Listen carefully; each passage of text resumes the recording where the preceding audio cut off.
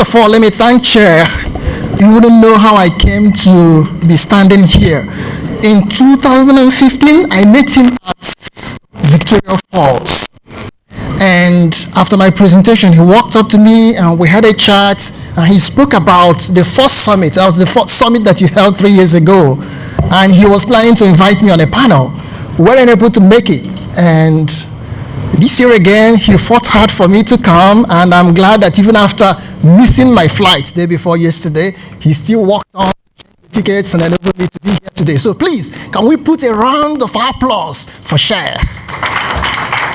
And his team, of course. I know he's working with a very effective and capable team. Now, the topic it asked me to speak on today is titled Education to Citizenship.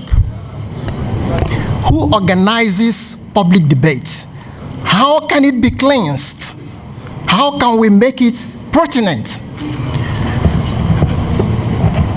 I won't be long, I assure you. As I'm writing this keynote, a reportage on Senegalese students protesting against their government is featured as a headline on Euronews. Hungry citizens of Senegal, students of the University of St. Louis in northern Senegal, in mid-May, bumped into the university cafeteria, refusing to pay for food that was served them due to non-payment of their bursaries.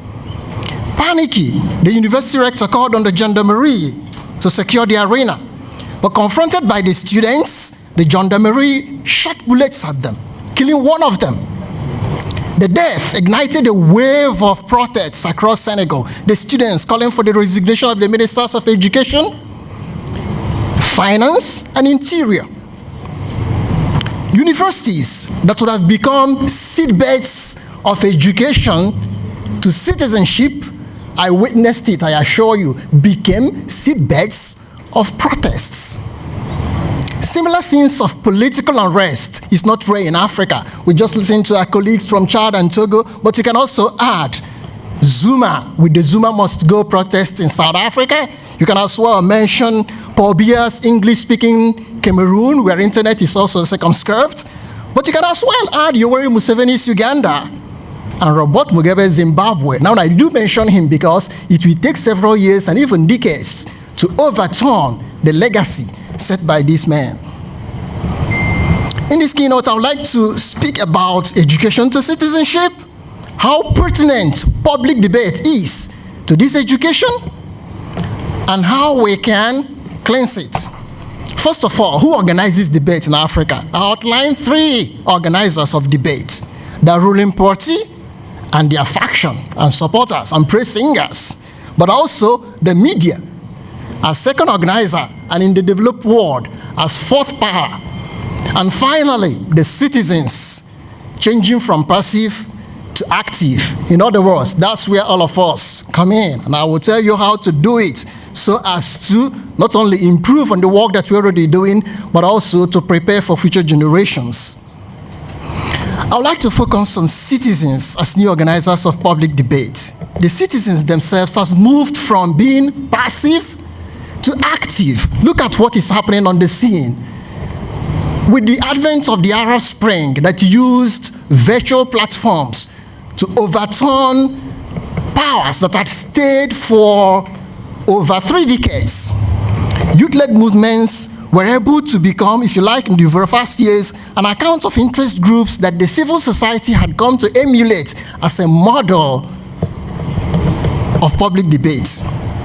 The expansion of popular culture, the internet in particular, Web 2.0, had become a new form of organizing platforms that previously never existed. You can add to that the struggles of our colleagues who risk imprisonment, who risk exile, who sleep on the floor, who are pushed out of their countries, and who sometimes go hungry just because they want to build a peaceful, secure, and stable institutions.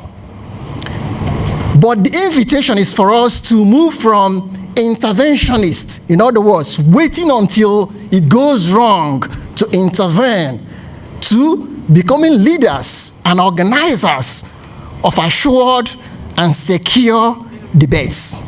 So what do we need to do? First of all, I think we need to diversify our topics. We're all overly focused on politics, political powers, political institutions. But pray, Africa has other problems. We've got agriculture, we've got poverty, we've got demographics, we've got lack of educational facilities. We have a whole lot of problems to deal with. What about industrialization? Who's going to build our country? Are we not lied to you? When I arrived in Burkina Faso, I was disappointed. And I asked myself, is this the country that Blaise Compaoré ruled for 37 years? Where are the infrastructure? I felt that I was traveling in a Nigerian village. Therefore, we need to make innovation, especially internet and innovative apps, a new means of reaching out to the public. To become pertinent, I need to mention, we need to bridge the gap between ideas, in other words, discussants of our generation and the older generation, because we can't be the only person talking.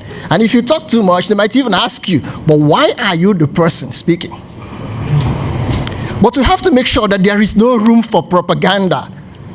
Colleagues, I invite you to ensure that in your activism, you are backed up properly by evidence. If your activism is evidence-based, you will gain respect. But if your tone is overly strong and cruel, and if you are just advancing views and opinion, you may get yourself into serious trouble. To conclude, I have stressed that our education to citizenship requires public debate of citizens who are critically aware. In other words, we should no longer allow the powers that be to be the only conveners, or the media that are often properly and improperly organized to be respondents to the powers that be, or citizens who are often not well educated. We should consider ourselves to be among the privileged few in Africa. Therefore, it is our role, using the digital platform, to become the new organizers of public debate. We can hold this forum. I challenge Chair, maybe the 5th summit shouldn't require people traveling. Hold it online. Let's have an online virtual summit where all of us could participate at the same time, sharing views, listening to conferences, holding panels as a means of this new platform that we intend to form in Africa. I assure you, the World Bank, the United Nations, and other strong organizations will be ready to sponsor it. Thank you for your attention.